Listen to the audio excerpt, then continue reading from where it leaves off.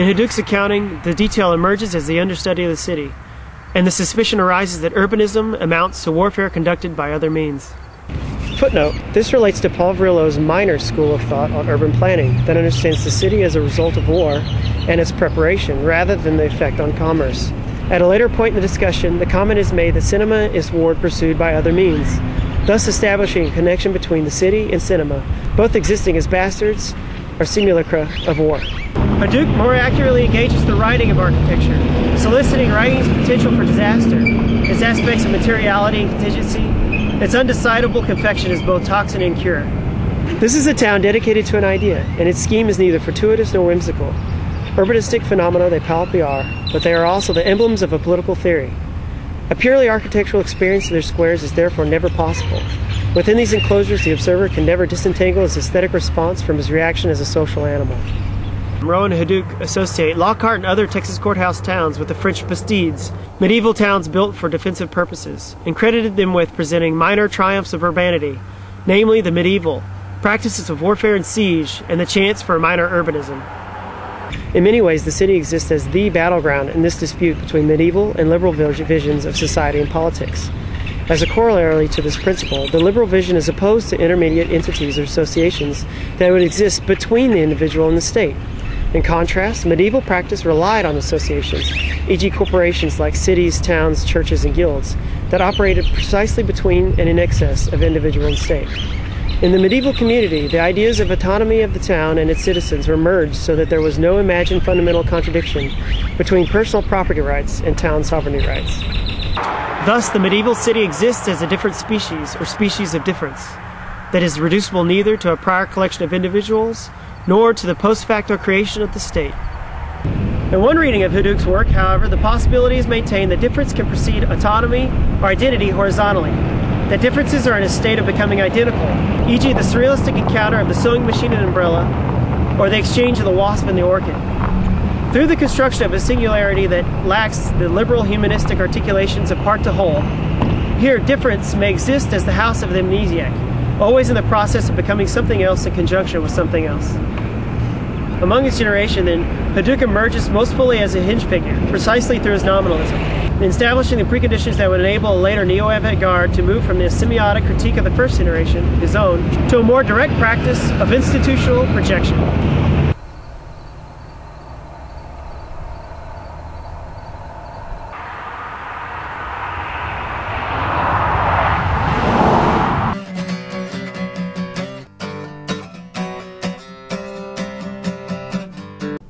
Give a presentation by the National Convention of the American Planners Association on the design of Black Rock City.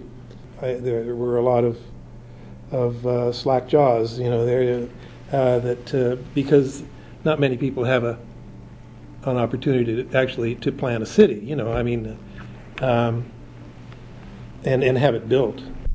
The annual event, now known as Burning Man, began on the summer solstice in 1986 when Larry Harvey, Jerry James, and a few friends met on Baker Beach in San Francisco and burned an 8-foot-tall wooden man, as well as a smaller wooden dog.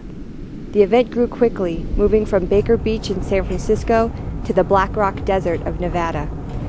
In 1990, after the burn scheduled for the summer solstice was shut down by police.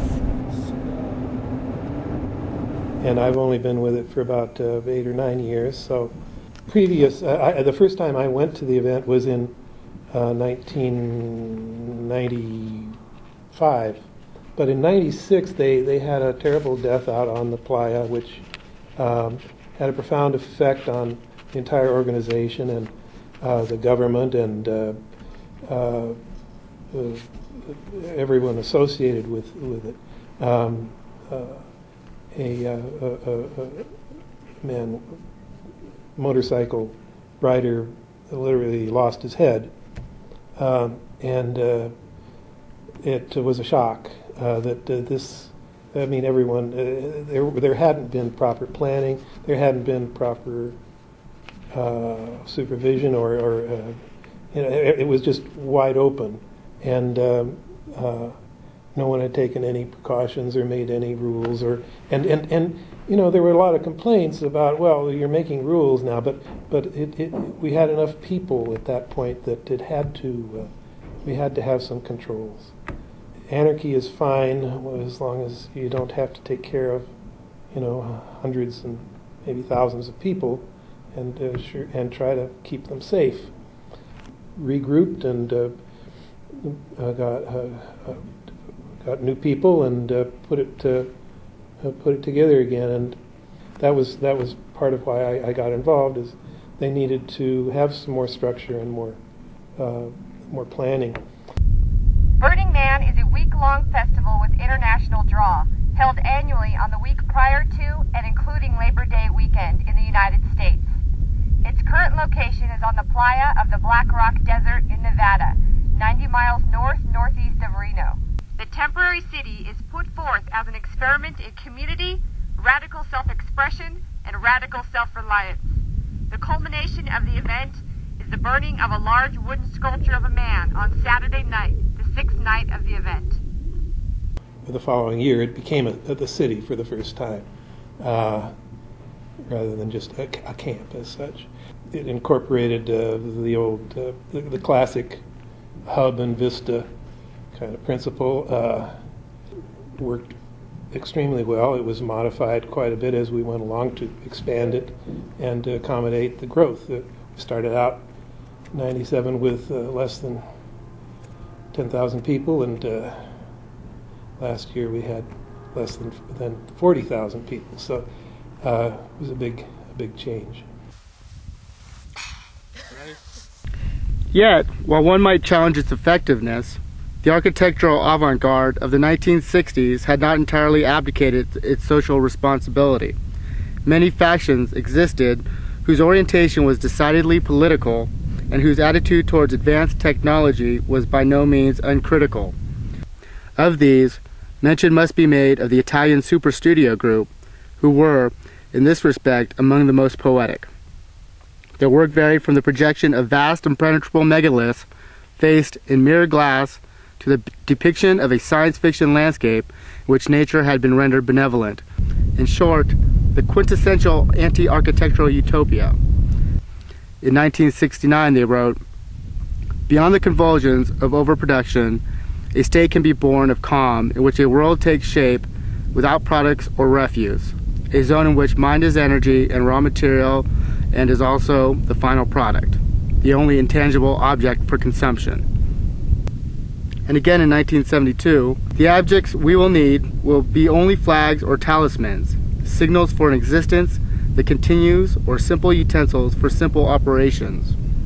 Objects that can easily be carried about if we should become nomads, or heavy and immovable if we decide to stay in one place forever."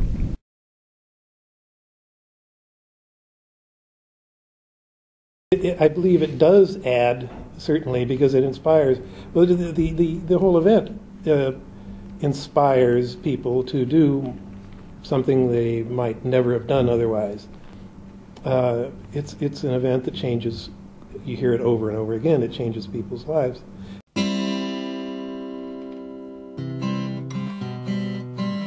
Dear Mr. Becker, I present to you the following evidence. A major university campus that successfully avoids homogenization in its built environment. Documentation against the reconstruction treatment of the Aggie bonfire as a historic property. Documentation favoring the recognition of the cultural significance of Aggie bonfire even after 6 years of dormancy on the campus. And 3 examples of civic tragedy rooted in architecture, whereby civic or community response was then an architectural one. These examples bookend and scale the magnitude of the Aggie bonfire tragedy, but each reflects the unique complexity and opportunity embedded in the future of Aggie bonfire for Texas A&M University.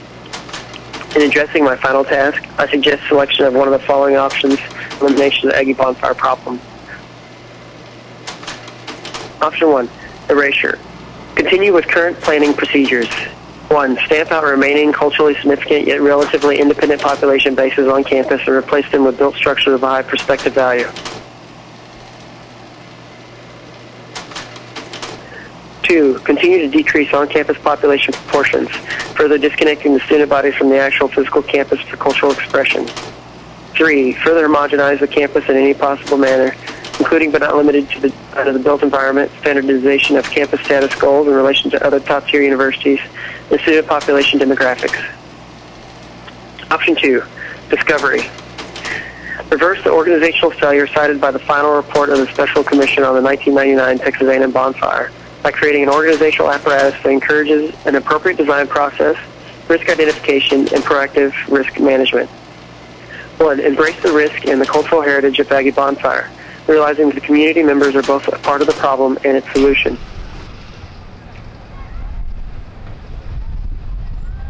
2. Recognize that Aggie Bonfire, if not conducted on campus, acts as an externality emanating from the campus's rich history, and the only proactive manner in which to avoid further unnecessary student death is by reorienting it with proper diligence on campus, with full endorsement and oversight by the university as an official activity. 3. Incorporate the world's greatest tradition into the actual success of the university's goals of becoming a top 10 university, creating greatness through difference. For further documentation or information, do not hesitate to contact me after I graduate. You know where to find me. Sincerely, Bradley Angel.